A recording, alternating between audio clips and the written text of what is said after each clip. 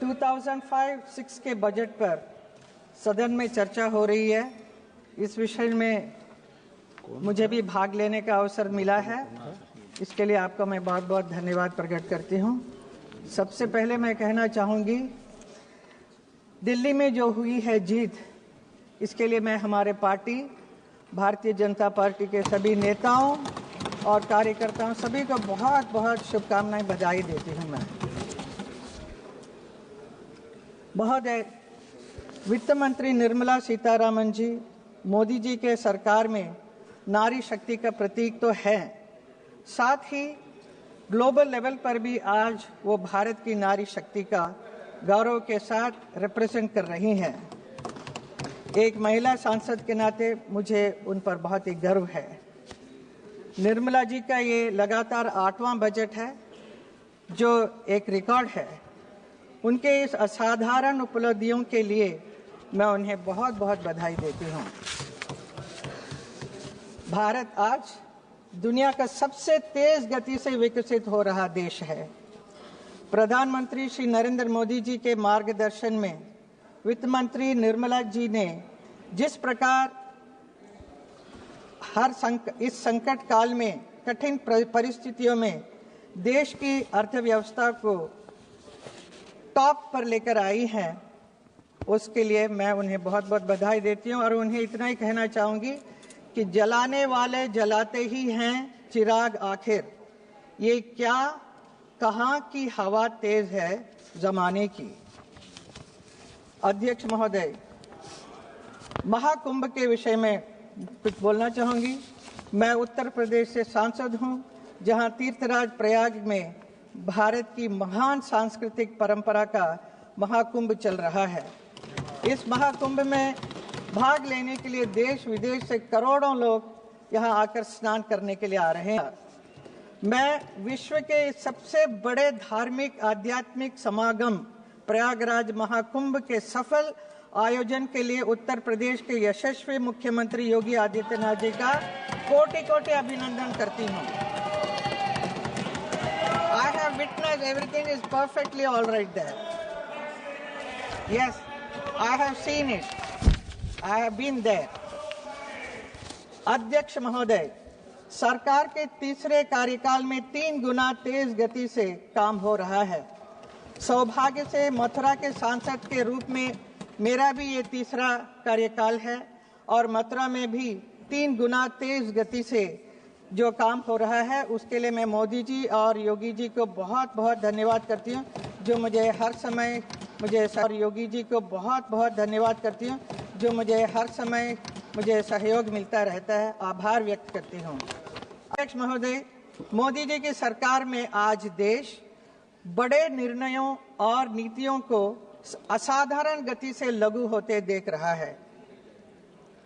इन निर्णयों में गरीब, वंचित, मध्यम वर्ग, युवा, महिलाओं, किसानों को सर्वोच्च प्राथमिकता मिली है। बजट पर अब तक हमारी पार्टी के कई माननीय सांसदों ने इधर बात की है, अपने विचार रखे हैं। बजट के घोषणाएं किस प्रकार देश की जनता के लिए हितकारी है, विस्तार से सब लोगों ने बताया है, तो उन्हीं बातों को मैं वापस नहीं दोहराना चाहूंगी। मैं उन सबका समर्थन करती हूं। बजट के कुछ फ्यू पॉइंट्स है जिसमें मैं कहना चाहूंगी। अध्यक्ष जी, वित्त मंत्री जी ने इस बात पर जोर दिया है कि भारत की इकोनॉमी में महिलाओं की भागीदारी बढ़े।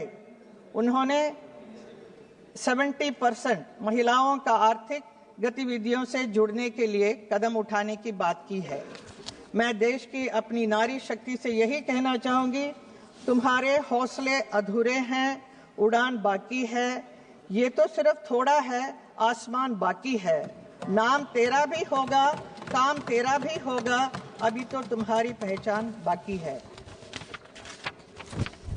एजुकेशन सेक्टर की बात करें तो अगले 5 वर्षों में सरकारी स्कूलों में 50,000 अटल टिंकरिंग लैब की स्थापना और भारत नेट परियोजना के अंतर्गत ग्रामीण क्षेत्रों में सभी सरकारी प्राथमिक स्कूलों में ब्रॉडबैंड कनेक्टिविटी बहुत अच्छा कदम है।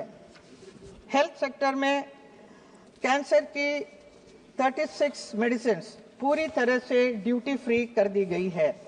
अगले 3 वर्षों में सभी जिला अस्पतालों में ये डे केयर कैंसर सेंटर स्थापित करने की सुविधाएं प्रदान करने का निर्णय किया गया होगा। यूथ सेक्टर में बजट में देश के युवा के लिए स्टार्टअप के लिए लोन सीमा को 10 करोड़ रुपए से बढ़ाकर 20 करोड़ रुपया किया गया है। अध्यक्ष महोदय, टैक्स विषय में इस बजट में एक हिस्टोरिकल और पॉपुलर घोषणा की गई है, जिससे पूरे देश के मिडिल क्लास और सैलरीड क्लास के बीच खुशी की लहर दौड़ रही है। इनकम टैक्स में अब तक के इतिहास की सबसे बड़ी छूट की घोषणा की गई है। इससे देश के मिडिल क्लास और सैलरी क्लास के बहुत राहत मिली है। इस निर्णय के लिए मैं माननीय प्रधानमंत्री श्री नरेंद्र मोदी जी और माननीय वित्त मंत्री श्रीमती निर्मला सीतारामन जी का देश के करोड़ों मिडिल क्लास और सैलरी क्लास लोगों की ओर से आभार व्यक्त करती हूं। This year budget reflects most sincerely the thought process of our Honorable Prime Minister Modi ji, whose singular aim is to give the Indian population an Amrit Kal for years to come. The wealth creators to the economy are also not looked down upon as filthy rich. Tax the rich and feed the poor slogan has been completely erased. महोदय, हम सबको गर्व होना चाहिए कि हमारे देश में पहली बार ऐतिहासिक world audio visual entertainment summit यानी वेव्स का आयोजन हुआ है। ये है नए भारत की पहचान। कला और फिल्म इंडस्ट्री के प्रतिनिधि होने के नाते मुझे भी इस समिट में पार्टिसिपेट करने का अवसर मिला। प्रधानमंत्री जी के साथ इस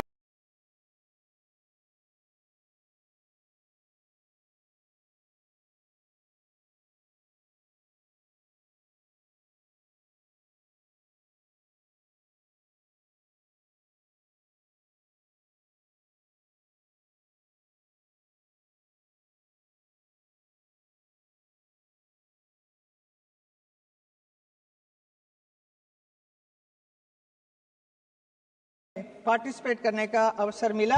प्रधानमंत्री जी के साथ इस अवसर मिला था।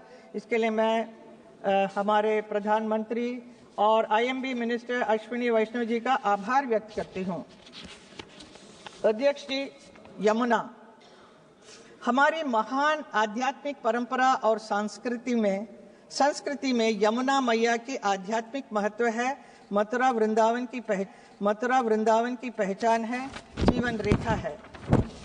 पिछले मथुरा वृंदावन में जितने नाले वगैरह हैं उसको बंद करने की कोशिश की, लेकिन फिर भी हम लोग कामयाब नहीं रहे, क्योंकि जो यमुना की जो अशुद्ध जल जो आ रहा है वो दिल्ली से आ रहा था।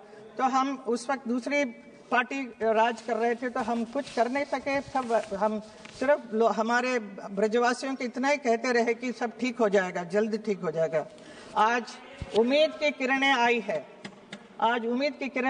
8 फरवरी को दिल्ली में भाजपा की जीत के बाद प्रधानमंत्री नरेंद्र मोदी जी ने कार्यकर्ताओं को संबोधित करते हुए भाषण का शुभारंभ भी यही किया कि जय यमुना मैया।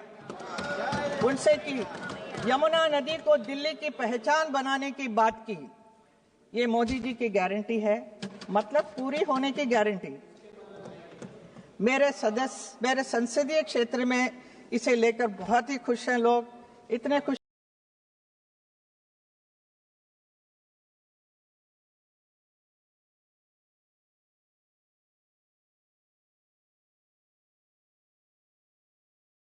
हैं कि मैं बयान नहीं कर सकती हूँ। यमुना अब स्वच्छ हो जाएगा, ब्रजवासियों का अब स्वच्छ